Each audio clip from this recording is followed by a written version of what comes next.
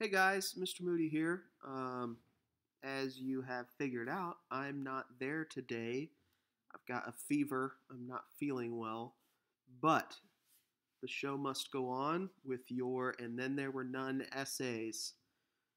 So if you're watching this video, we're going to be talking about body paragraph basics. And the reason why you should be watching this video as opposed to the other lesson I've posted is if you are struggling with your body paragraphs, if you feel like they're not great, if you're not sure what a topic sentence is, if you know you don't have cited textual evidence for each paragraph.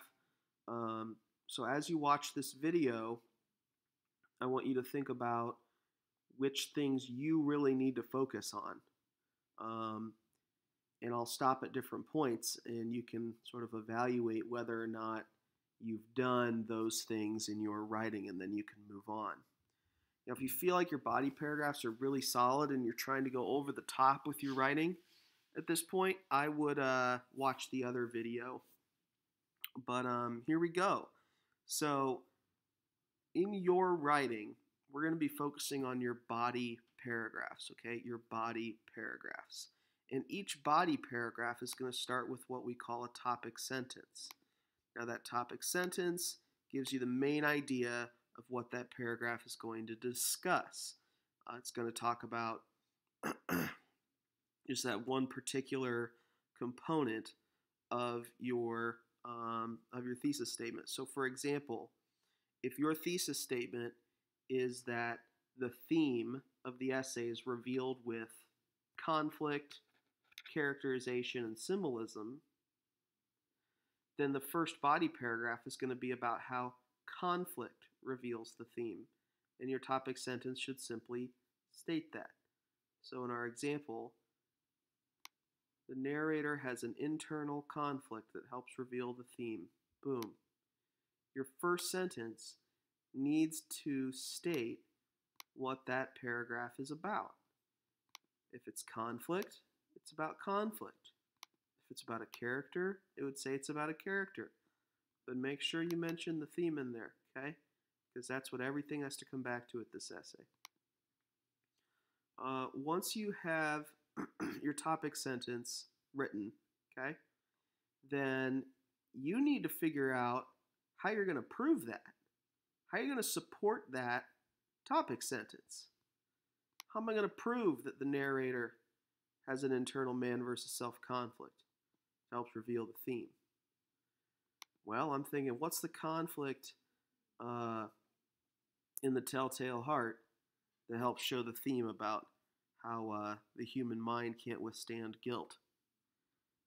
Well, the conflict is there's this guy and he has this guilt inside of him that grows and it makes him kind of freak out. Now that wouldn't make for a very good essay to say it that way. So what I have to do is I have to go into the book and find some textual evidence. And I look for any part where this conflict is really clear, where this conflict is really apparent. So when I go back into the story, I'm looking for this quote and I find it. And that quote, "Oh God, what can I do? I foamed, I raved, I swore, I swung the chair upon which I had been sitting and grated it upon the boards." First glance, you think, how does that show a theme? Well, let's talk about it. At this point in the story, the character is guilty of committing a murder. And when the police come to investigate, he freaks out because of his guilt, because he can't handle that guilt. And if the theme is the human mind can't withstand the burden of guilt, then this is really a great example of that, because he's freaking out about being guilty of the crime. But I can't just put a quote in there and expect it to speak for itself. I have to give what I call context for the quote. I have to talk about what part in the story this happens and who's the person who says this quote. So the next thing to do, I kind of skipped ahead there to a quote from the text. You have to have that first. Like, that's the main component here in your support, is that quote from the text, is that example from the text. But notice I don't get right into it. There's this section in the middle there, context for the quote. Who says it?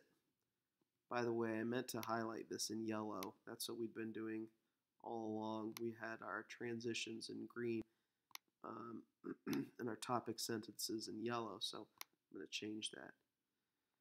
So after our topic sentence, we kind of have to lead into this quote with some context. Who says it? What's happening in the story?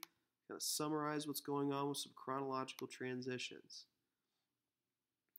So I've got my first sentence. To begin, the narrator has an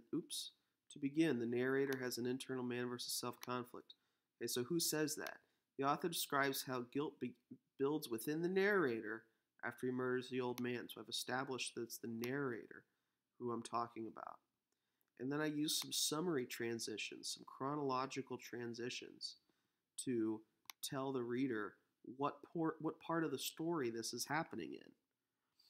After the murder, police officers arrive at the house to question him. During this time, the narrator begins to get paranoid. At first, he is calm, cool, and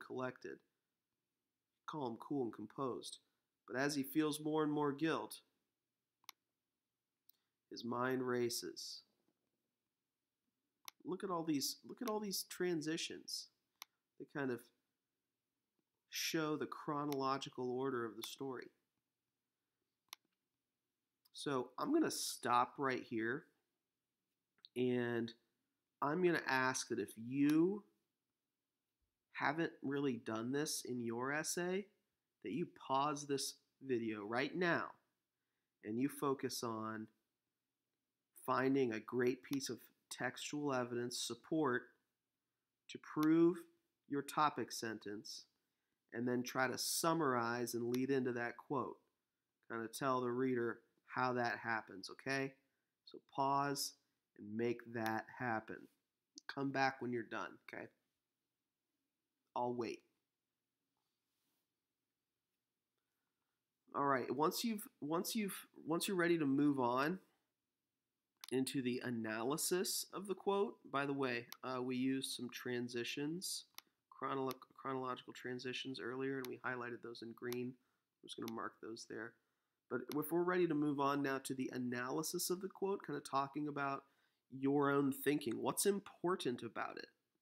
What stands out? What do you want me to think about that quote? You've spent 3 or 4 sentences introducing this quote, but so what? What does it mean? That's the analysis. This is called a literary analysis essay.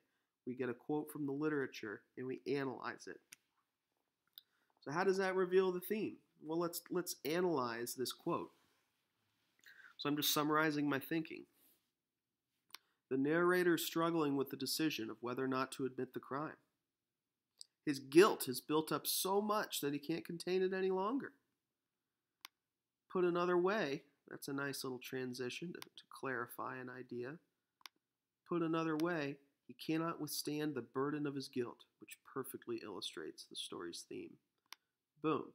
We've spent 3 sentences, kind of wrapping it up, talking about how that relates to the theme, okay? I'm just talking about, I'm analyzing this example up here, this part of the story that I think is really important to the theme. You'll notice that very last sentence, my closing sentence, kind of wraps it up. Kind of brought back that idea of the theme at the end there, just to give a little bit of closure. I mentioned the theme in the first sentence. I mentioned the theme in the last sentence.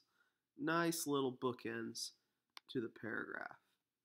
So that right there, ladies and gentlemen, is how you write an absolutely fantastic body paragraph. You'll need at least 2 body paragraphs for your essay. Higher scoring essays will have 3 really strong body paragraphs, but you can get a good score on this if you have 2 really good body paragraphs as well. I'm more worried about quality than quantity, okay? So if this is something you need to focus on today, you make those body paragraphs absolutely perfect, okay?